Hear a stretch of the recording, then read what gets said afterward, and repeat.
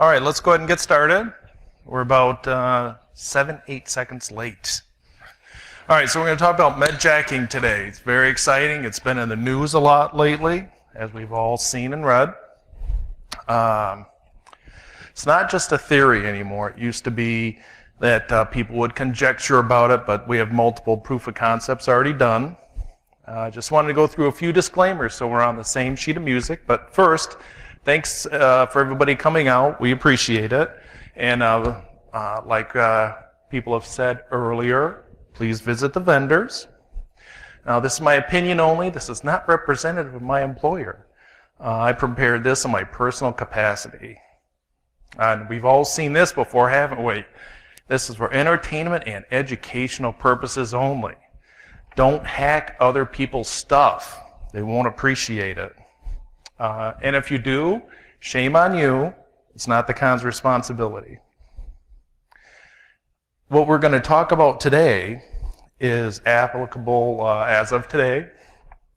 There are other programs out there that are starting to implement some of the security with these. What we're going to talk about today is not a guarantee of future security incidences. Hopefully everything will be patched and everything will be rosy. Probably won't be, but that's all right. This is the latest one I put in. It's illegal to hack anything without the owner's authorization. It can also be illegal, or it can be considered terrorism, which means you'll probably go to jail. And we don't want to see you on the news at night. This is me. You can tell I've been in school way too long. Presently work as a cybersecurity lab engineer. Those are my emails. Please feel free to email me later if you have any questions, or if there's anything else you want to go over. There's my Twitter account that has most of my blog posts and other thoughts. Like I said, if you have any questions, please contact me later. We have an obligation to make this a better place, a more secure place for people to work in and go on the internet on. As the illustrious yet distinguished Chris Roberts said this morning, blue has to win. We have to collaborate and work together to make it a better place. I also have a more in-depth version of this and paper with all the references. Just quick thought for the day. Remember, trig is a sign of the times. Well, I got nothing with that. How about an ARP request goes to McDonald's, asks for a Big Mac. That's, sorry. One of those days. Okay, so of all the topics to talk about, I chose this one, and it's because my father-in-law was riding his motorcycle one night, and he got in a car accident, and he hit a car.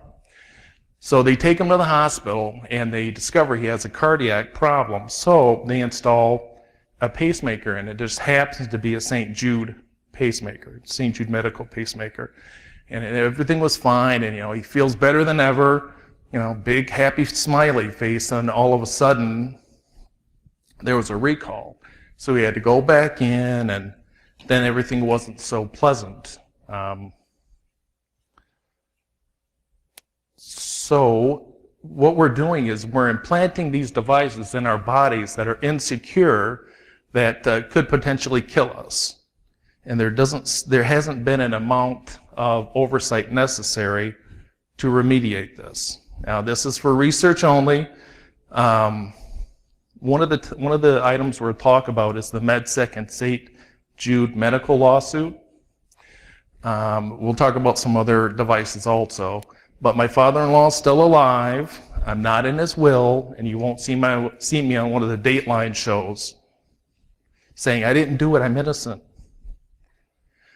This is what we're going to talk about today is applicable to any device that's implanted externally or internally that communicates wirelessly. Now we have the pacemakers and defibrillators, IV pumps, that's the blue machine, and insulin pumps, and other connected equipment. Curiously, with the insulin pump in the lower left, the clamshell device here, that communicates wirelessly to the pump itself. There's a little piece here that's not real clear that does the actual communication. So that's one of the attack points with the apparatus.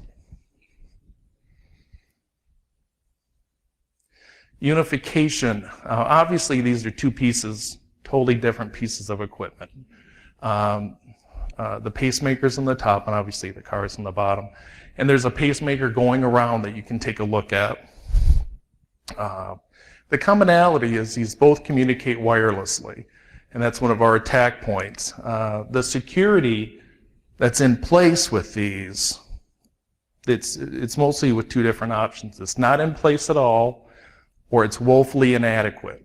It can be, the messages and the PHI can be sent over clear text or with poor encryption. And you know, you wonder why. Here are the engineers who are producing these pieces of equipment. They keep us alive. Why are we having all these problems still? And there seems to be a lack of understanding. You know, you may get the question, well, what exactly is cybersecurity? Or what does this get me? And you know, the big one is, well, this impairs my timeline. I've also been told that cybersecurity is nothing more than a speed bump. So there needs to be a change in our thoughts and our mentality with this. Let's see, this is an issue for the manufacturers, and they're very aware of it. This is not something new. They've been manufacturing these devices for years. They're sold across the planet. This, like I said, nothing new with that. They're lacking a preparedness with security with the products. They're not addressing what they need to with the security. And this is evidenced by the number of vulnerabilities that continue to show themselves that should have been addressed long ago. And the vulnerabilities keep coming. It's not ceasing. Ponymon did a survey in 2017, and the results were only 17% of the manufacturers were actually addressing this. So if you count off for 6 people, only one of those persons is representative of a manufacturer who is willing to put the time and effort into securing them. The different models, for each manufacturer, there's different models that they make. There isn't just one per manufacturer. These are widely used. Teachers, engineers, mechanics, politicians, diplomats. It's wide-ranging. With the compromise, when there's a compromise, there's several issues with that. There can be an unauthorized access to the PHI for the person. At times these devices hold that. And also it's a HIPAA violation, which can be very expensive. They may be able to write the check, but depending on the violation, it can get expensive for them. The hardware sample, one is going around. I contacted a nurse at a hospital, 8 manufacturers. I called and emailed them, medical device sales rep, 2 cardiologists, and 4 funeral homes, and a partridge in a pear tree. I wasn't able to get any samples from these people. And one reason was the cost. They run about $40,000 per unit. And also, you know, you have somebody calling on the phone, hey, do you have any extra pacemakers laying around? It's not a question you usually get. And also HIPAA compliance. On some of the units, there's serial numbers, which you can use to get this private information. But I was able to get the one that's being passed around on eBay. You know, what can't you buy on eBay these days? You can buy cars and everything else. It's not used.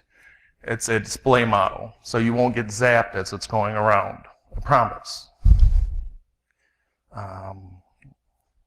Just a little history. From 1990 to 2000, there was over 114,000 recalls on these devices.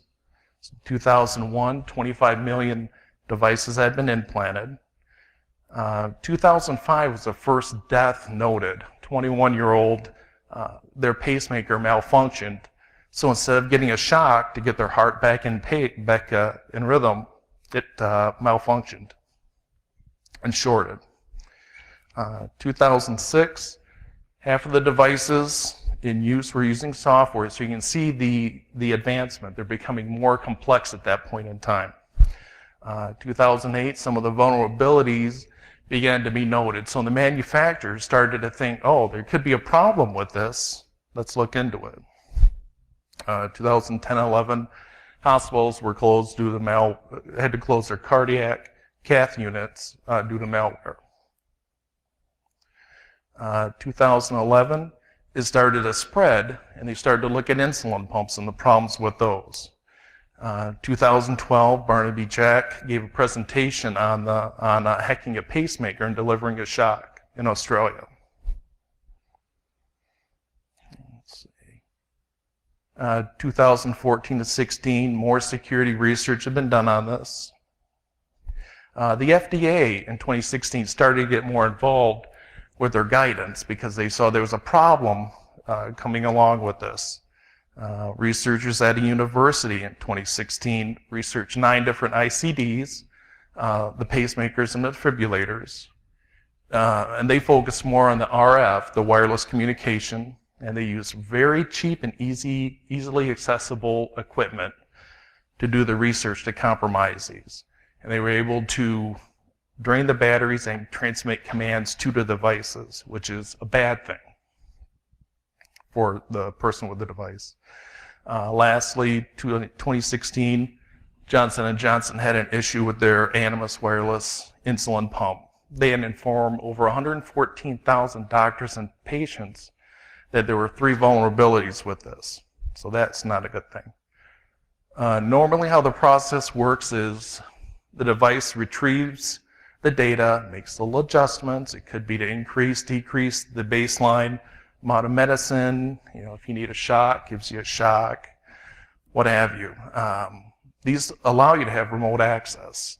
You can't have somebody walking around with a USB port, sticking out of their chest wall.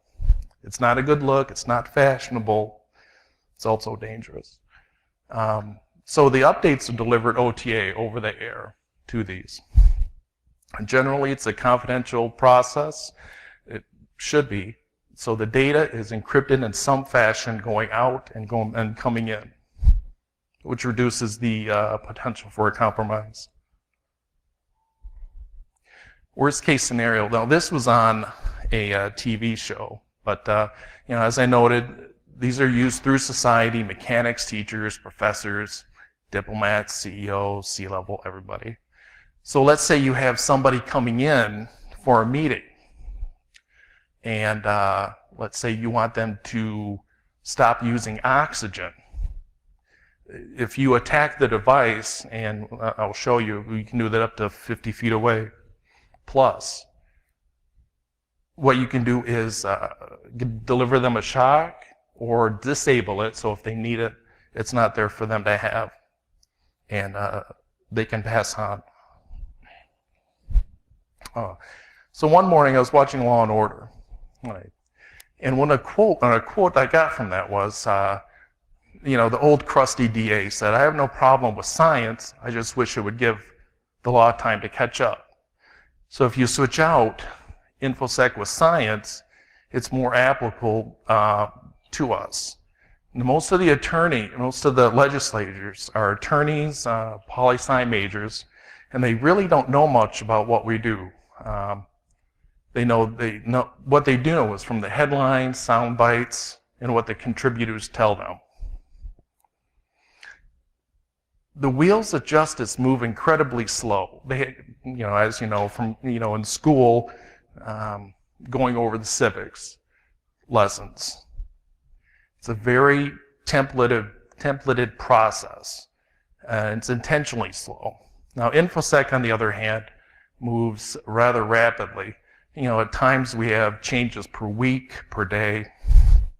And our framework, because the environment wasn't overly defined. The FDC, they've gotten more involved with this because of the security that has not been applied. The manufacturers need to understand a few things. That not only the device and what it's supposed to do, but also the hazards involved. They need to define the risks. They can be, filling out the TERA forms, the DFEMAs, and various other forms and processes that aren't being done and applied to the devices. They need to focus on the tech of what they're building, and they need to be proactive, not reactive. This is applicable, like I mentioned, to other equipment. It's not just the pacemakers. It's the insulin pumps, like I showed you earlier. With some of the devices, you can have the unauthorized access. You can put in commands with that. They can hurt and kill people. Let's see, just recently, over 465,000 pacemakers were recalled by the FDA. They were manufactured by St. Jude Medical, who's now owned by Abbott Labs. 2015, another infusion pump, but this time the pump was compromised through the hospital network. 2013, Barnaby Jack, and you saw the name earlier, he was supposed to give a presentation at a certain security conference in Vegas. His hack was that he could compromise the ICD from 50 feet away. He passed the night before, so he wasn't able to deliver the presentation, but that is a viable attack at this point. So, St. Jude Medical lawsuit. MedSec found 7 vulnerabilities with the equipment. The end result is they could drain the batteries, force the heartbeat faster, or simply turn it off. And there were other attacks with it. They published their results on August 25th of last year. Naturally, St. Jude Medical was not happy with them, so they contracted with U of M. U of M's report said the research was wrong, it was flawed, and they could find no evidence of the vulnerabilities. And so instead of just leaving it alone, St. Jude Medical thought, well, it'll be a good idea for us to pile on. And so their statement was their testing methods were flawed. They were using outdated software when they were doing the test, and they simply didn't understand medical device tech. I call this an example of poking the bear. And so this further excited the other parties. St. Jude Medical went on to sue Muddy Waters, their subsidiaries and associated companies, along with the principals of the companies. Their cause of action, and you can look up the lawsuit online, was they were publishing false information, it was a conspiracy, and it was also defamation. In the response, the defense was simply the truth. They did their report, everything is well documented, no surprises in the report, all they had to do was read through it. And there was not malice involved because they actually tried to work with them. It's notable that U of M was, in this case, incorrect. They were using an alternative truth, and they were just simply wrong. SJM, St. Jude Medical, that's right, U of M, St. Jude Medical was also named in a separate lawsuit as a defendant because of their lack of application of security. It got so bad the FDA had to threaten them if they didn't do a recall and address the lack of security.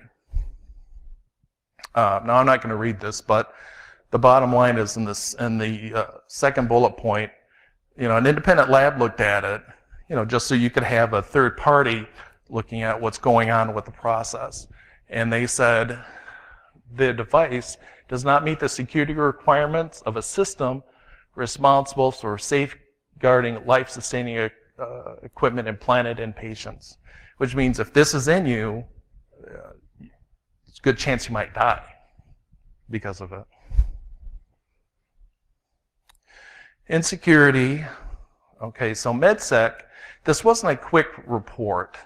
Granted, as the equipment's going around, you can see it's a small piece. That's what's implanted. There's also a base unit, which is, not big, and there's also a programmable device that sits in a doctor's office. But they researched the equipment for 18 months. They found there was a lack of strong authentication. The commands can be issued from up to 10 feet normally and up to 30 meters with an antenna.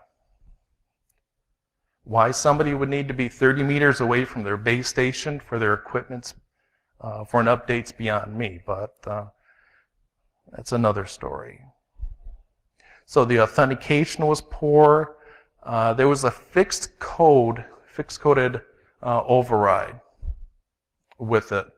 And then looking at this as we go through it, Facebook has a stronger encryption for your dog and cat pictures than they had for this equipment that'll save your life or can kill you. With the equipment itself, there was no protection for the equipment or anything to make it tamper resistant. So you can go on eBay, you can still go on eBay, I checked yesterday, buy all the equipment, open it up, and take a look at everything you need to do a nice recon on it. The name of chips on it, everything's labeled. You can just go to Dr. Google and look everything up you need to start with the attack on the equipment. With this information, you can reverse engineer the chips.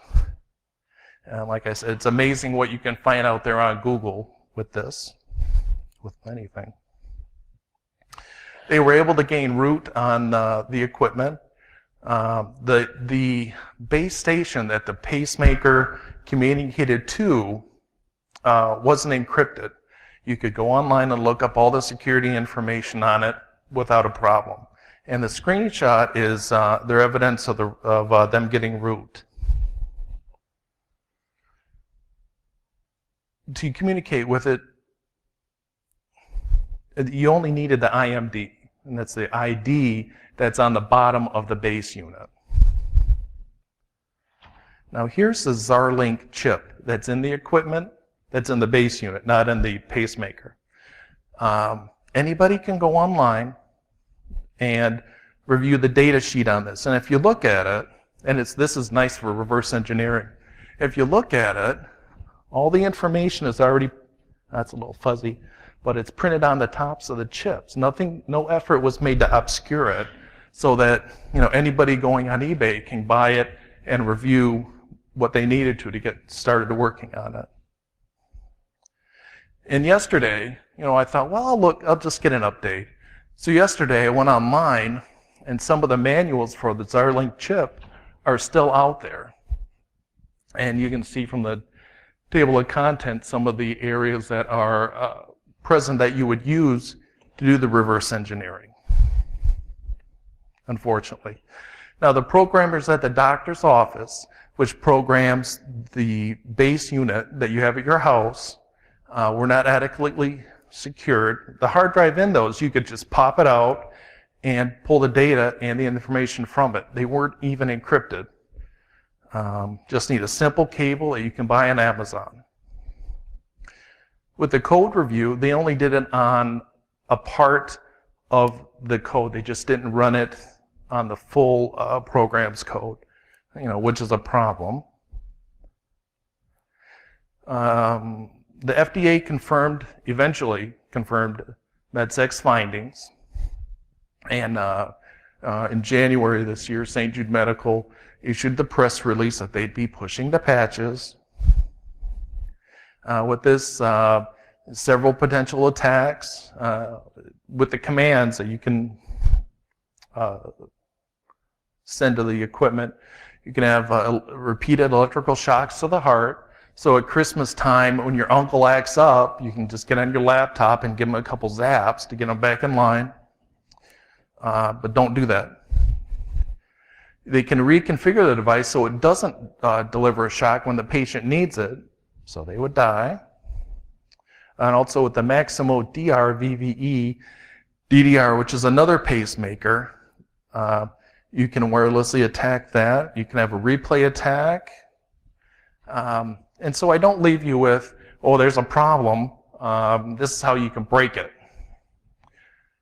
There are several things that need to be done. The manufacturers need to be proactive, not reactive. They need to treat the device like the enterprise. You need authentication.